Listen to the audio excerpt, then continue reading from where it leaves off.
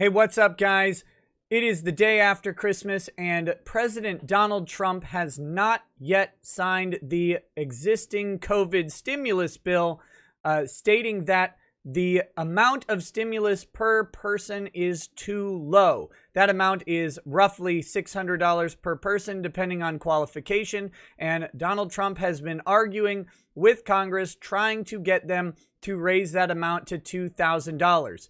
He, like many economists and just about every commentator I have heard, have said that $600 is simply not enough money when you have put people out of work by effectively shutting several sectors of the economy down for the past 8 months over the COVID pandemic. Again, this is different than people just losing their jobs organically. Many people are still employed but are on reduced hours, reduced schedules, or they've been flat out furloughed. And of course, many people have actually lost their jobs as their companies and employers have shut down or ceased operations entirely. So $600 is not enough for many people out there, and Trump and many others have urged Congress to pass a $2,000 stimulus. Donald Trump actually spent some of his time on Christmas Day, even taking meetings and phone calls, trying to get Congress to understand that this $2,000 check would be better for people.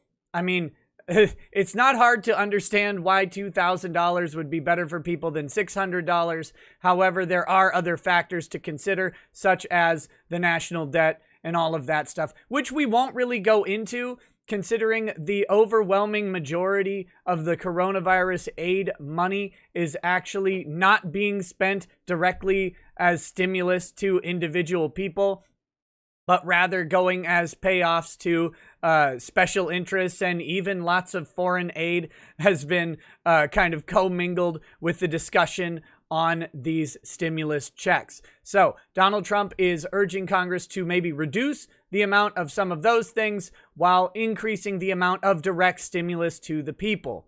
That is obviously a popular idea amongst the people. However, it is a less popular idea amongst some members of Congress, and specifically the United States Senate, which has been hesitant to give out more than the $600 in aid. Again, even though several economists and just about everybody talking about this agrees that $600 is too low, they're like, nah, that's just fine. That's just fine. But that being said, this was an interesting sort of play by Donald Trump because he refused to sign this deal. This bill was sent to him on Thursday, the day before Christmas.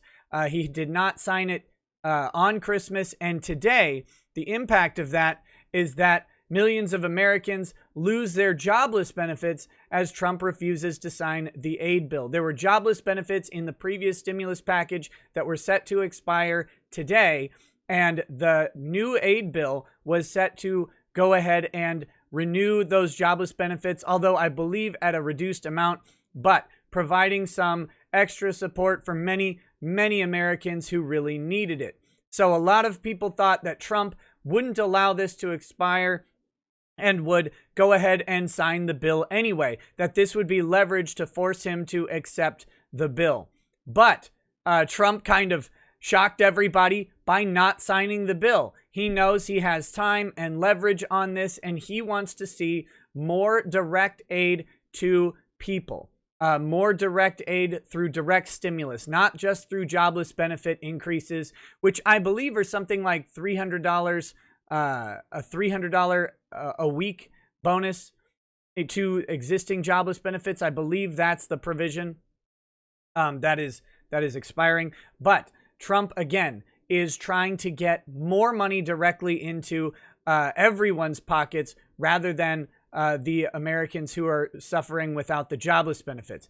Now, that is about 14 million people, which is pretty significant and does speak directly to how bad the coronavirus crisis has been for working people. But Trump has refused to sign this bill so far, and he has a significant amount of time still to sign it. Like I said, this was sent on Thursday, the 24th, which puts the 10 days the 10-day constitutional requirement for a president to either sign a bill or for it to pass automatically, which accepts Sundays, which would be two different Sundays there. It puts it at January 5th, I believe, is when this bill needs to be signed. So Trump has until January 5th. If he refuses to sign the bill by January 5th, it'll go ahead and pass into law normally as Congress will be in session.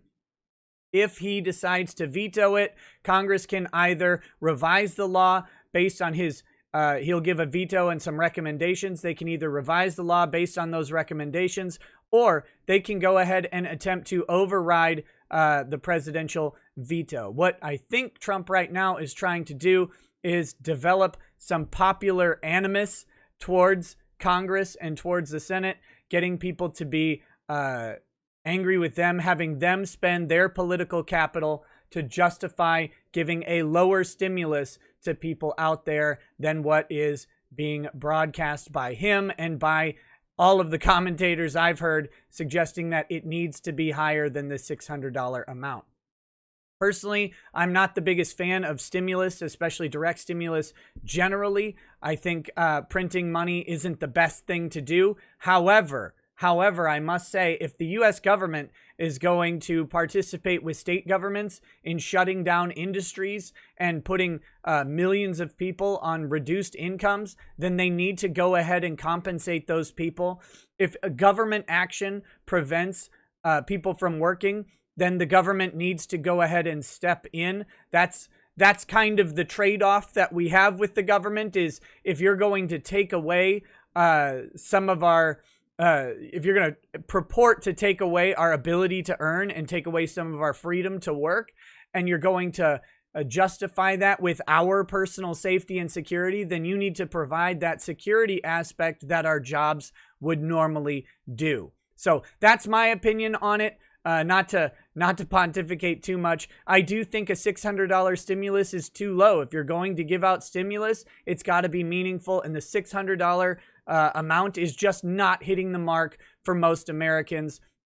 And like I said, I'm not unique in that opinion, and President Trump seems to agree. So this is the leverage that they have against him, is that these people will lose jobless benefits, and Trump has kind of called them out on it. He said, okay, I'm still not going to sign it. And he still has until January 5th to sign this bill before Congress can override his veto, or before it could go ahead and be put into law. Now, Congress is meeting on Monday, and there are already proposals on the floor to raise this to $2,000 stimulus checks rather than the $600 that was passed. We'll see what happens there.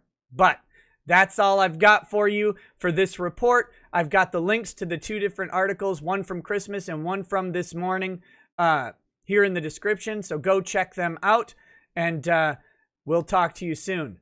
If you like this, hit like, subscribe, and share. Peace. Peace.